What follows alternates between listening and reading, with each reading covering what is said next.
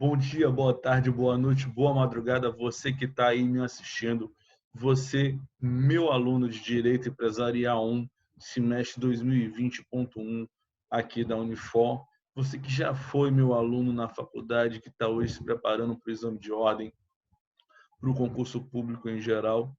Estou gravando essa sequência de videoaula justamente nesse período aí do mês de abril, em que, em razão da pandemia, que afligiu aí o planeta como um todo, tá? As aulas nossas presenciais do curso de Direito da Unifor foram suspensas e essas aulas estão acontecendo agora de maneira remota, tá? E resolvi então, para deixar didático e deixar fácil para todo mundo, gravar algumas sequências de videoaulas para facilitar o estudo do conteúdo programático da nossa disciplina, tá certo?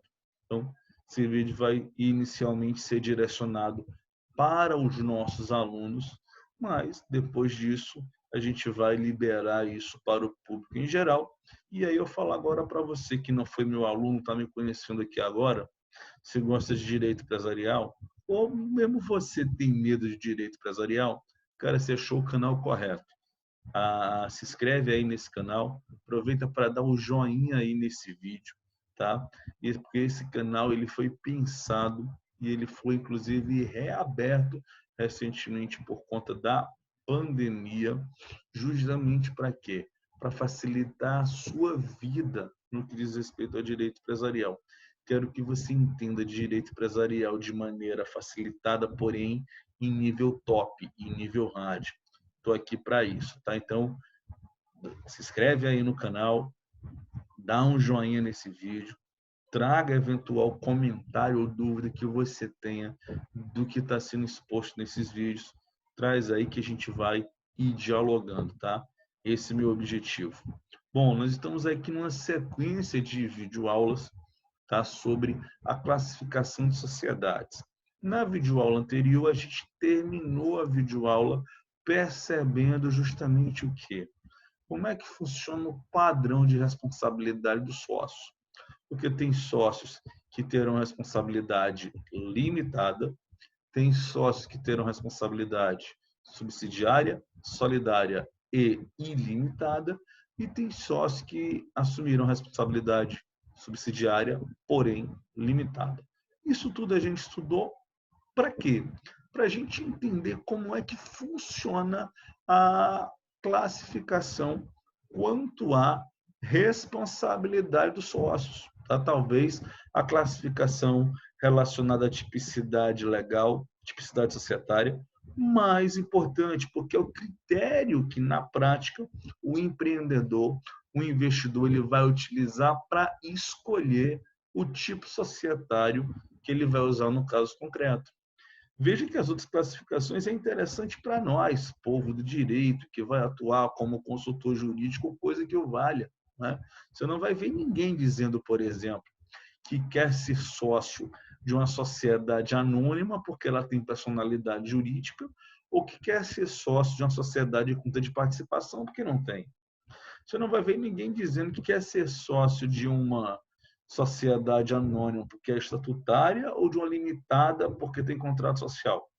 Essas diferenças interessam mais para nós aí que estudamos direito. Para o cara, na prática, interessa o quê? Vai mexer no bolso dele ou não vai?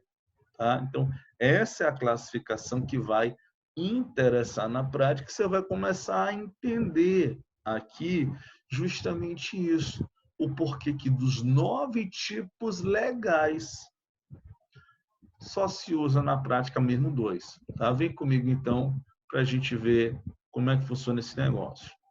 Bom, quanto à responsabilidade dos sócios, a gente pode dividir a sociedade em 3 espécies: sociedades limitadas de um lado, sociedades ilimitadas do outro, sociedades mistas por final. Repare bem, a classificação que existe é quanto à responsabilidade dos sócios. Porque quanto à responsabilidade da sociedade, essa será sempre ilimitada. tá? Quanto à responsabilidade da sociedade, ela será sempre ilimitada. Então, sócios que podem ter responsabilidade limitada, subsidiária, solidária e ilimitada, ou subsidiária, porém limitada. Fique esperto com isso, tá? Mas olha aí, sociedades limitadas, ilimitadas ou mistas.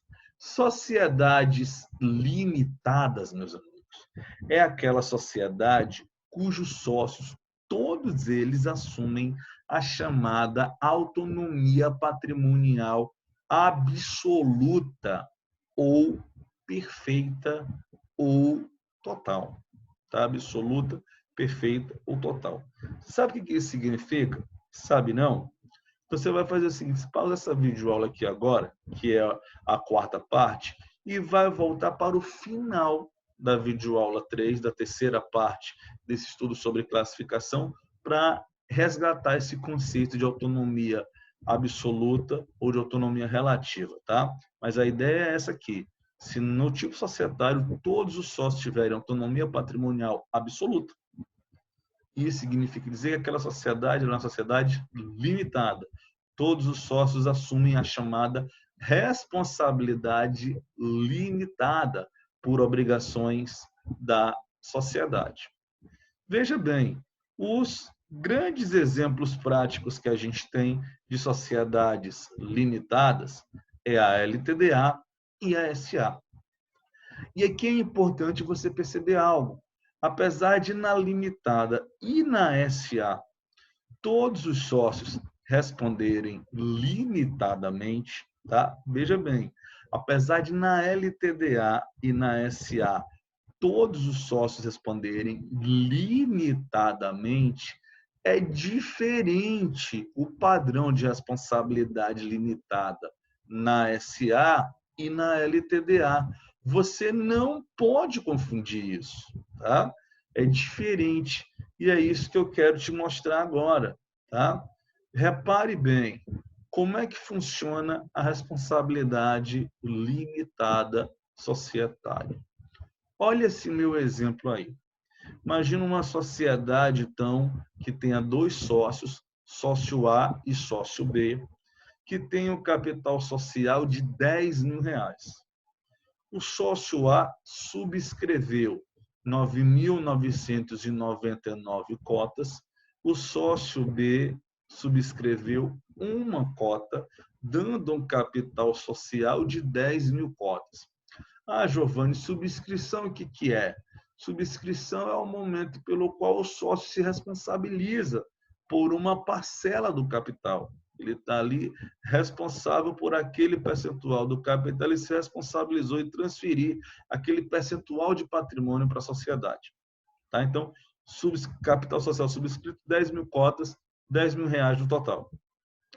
Realização, nós temos o quê? O sócio A, que subscreveu 9.999, só pagou R$ 999. O sócio B, que subscreveu uma cotinha de R$ 1, moedinha de R$ 1, brucutu cofre, pagou R$ 1 lá.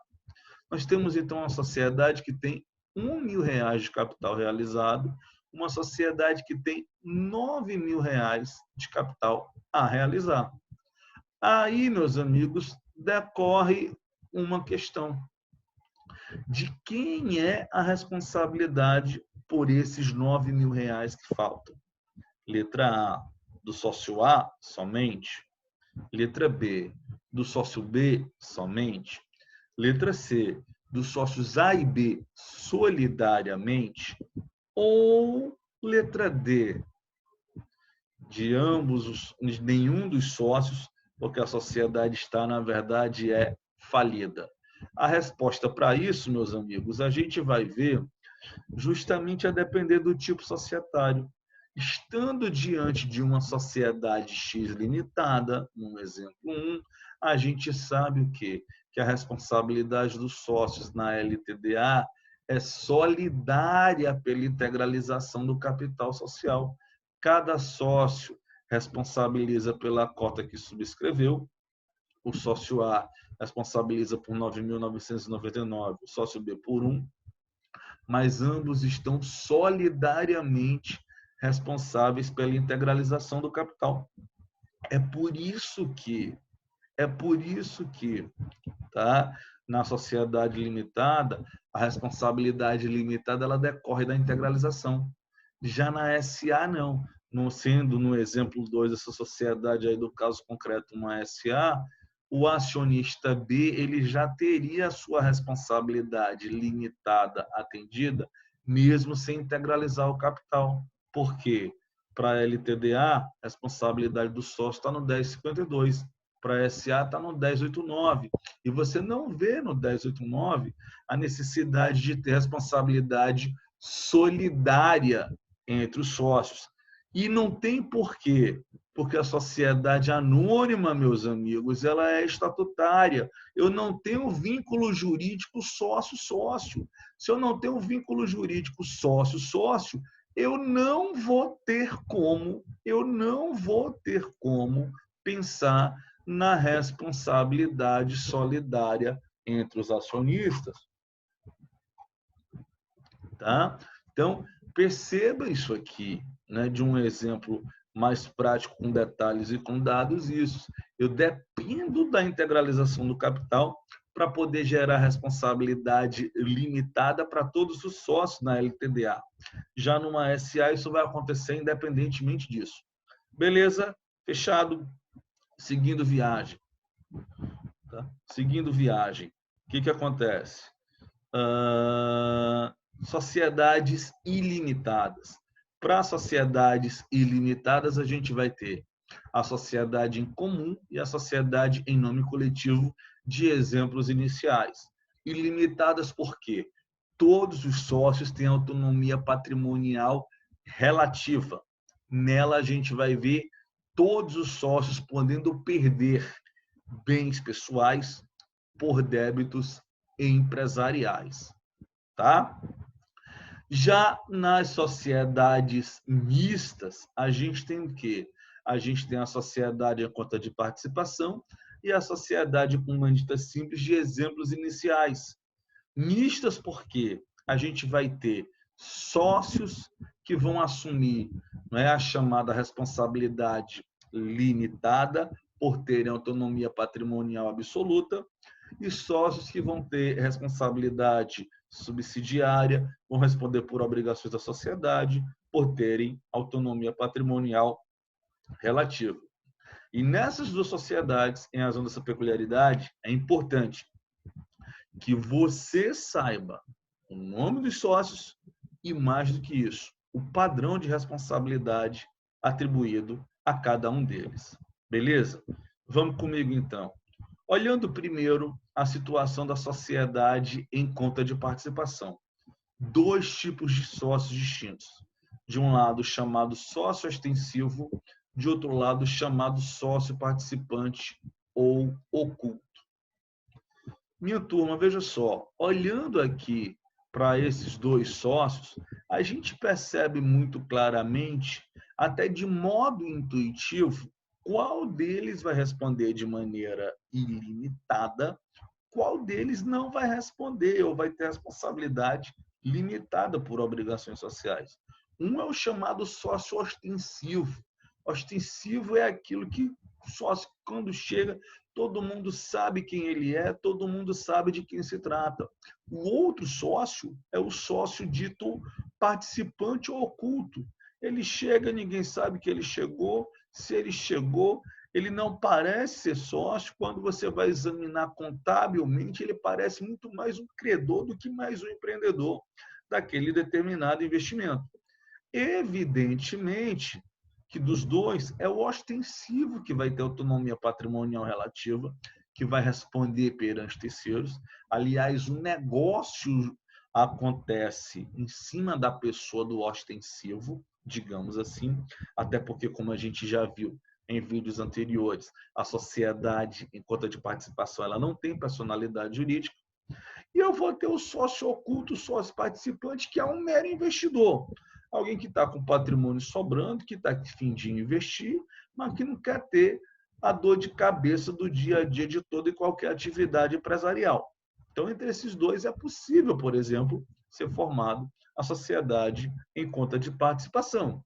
Atualmente, em termos práticos, é muito comum no mercado imobiliário, notadamente para estruturação de flats e apart-hotéis, a utilização da sociedade em conta de participação. Nessa relação, você vai ter, de um lado, a figura do pool, né? A pessoa jurídica que vai tratar de administrar ali, de organizar a estrutura do flat do apart-hotel. De outro lado, você vai ter investidor, o cara que vai colocar dinheiro ali dentro daquele empreendimento para adquirir uma ou mais unidades para disponibilizá-las para efeito de locação. Note que você consumidor, você hóspede, você turista, você não precisa manter nenhuma relação com o investidor, dono do apartamento número 400 e tal. Não precisa. Toda a sua relação é travada diretamente com quem? Diretamente com o pool. O investidor ele vai funcionar aqui como um mero sócio oculto, como um mero sócio participante. E se chama de oculto, ainda buscando lá fundamento no Código Comercial de 1850, porque ele era o sócio que não aparecia. Ele, no máximo, fiscaliza a atuação do ostensivo. Tanto é que, se ele aparece, naquele contrato que ele aparece, ele assume responsabilidade perante os demais. Tá? Então, na sociedade, meus amigos, em conta de participação, como a gente vê, o nome ajuda, o nome é intuitivo. Isso não acontece na sociedade em comandita simples. Na sociedade em comandita simples, o nome dos sócios são comanditado e comanditário. Aqui, bicho, definitivamente o nome não ajuda, tá? Definitivamente o nome não ajuda. E aí, o que acontece? Tio Giovanni Magalhães, para facilitar a sua vida, criou um apelido para cada um desses sócios, para que você, com base no apelido que é rimado com o nome dele, memorize e não esqueça mais. Sócio comanditado. Sócio comanditado rima com coitado, é o sócio coitado. Se o sócio comanditado é o sócio coitado, significa dizer o quê? Que ele responde por obrigações da sociedade. Já o sócio comanditário é aquele sócio que não é bobo e nem otário de colocar seu patrimônio pessoal em risco. Se ele não vai colocar seu patrimônio pessoal em risco, isso significa dizer que a responsabilidade dele é limitada. Então, pelo apelido, você vai conseguir facilitar a sua vida, já que o nome aqui não é intuitivo, como eu falei. Tá? Sócio comanditado de um lado, sócio comanditário do outro. Sócio comanditado, coitado, responsabilidade ilimitada. Sócio comanditário, responsabilidade limitada. Beleza? Dito isso, ainda 3 questões importantes aqui para a gente fechar essa classificação. Como é que fica a situação da sociedade cooperativa, da sociedade comandita por ações e da sociedade simples? Cara, se você for lá no artigo 1095, você vai ver que a sociedade cooperativa ela pode ter responsabilidade limitada ou ilimitada. Porém, você não pode ficar no caput, você vai ter que descer para os parágrafos. E ao ler os parágrafos, você vai perceber o quê? Que, na verdade, cara, na sociedade cooperativa, os sócios eles respondem sempre por obrigações da sociedade. Eles têm sempre a chamada responsabilidade subsidiária. O que vai ser limitado ou ilimitado é o montante de responsabilidade desse sócio por obrigações da própria cooperativa. Desse modo, se na sociedade cooperativa todos os sócios eles respondem, não é, por obrigações da sociedade, isso nos remete a quê? A trazer a cooperativa para cá, ó, dentro das sociedades ilimitadas. Mesmo a cooperativa limitada entraria aqui. Já a sociedade comandita por ações. Meus amigos, vejam bem, parafraseando aqui quase que, né, um provérbio, um ditado popular, aonde a SA vai, a comandita por ações vai atrás. em matéria de classificação societária, aquilo que você aplicar para SA, mutatis mutandis, vai valer para comandita por ações. Ou seja, a gente tem que inserir a comandita por ações aonde? No âmbito das limitadas. Porque, veja só, eu tenho na comandita por ações o acionista e o acionista diretor. O acionista, ele responde de igual modo responde o acionista da SA, de maneira limitada ao pagamento do preço de emissão da ação que ele subscreveu ou adquiriu. Já o acionista diretor, não, ele tem responsabilidade pelo mandato dele, ele assume a responsabilidade por obrigações da sociedade.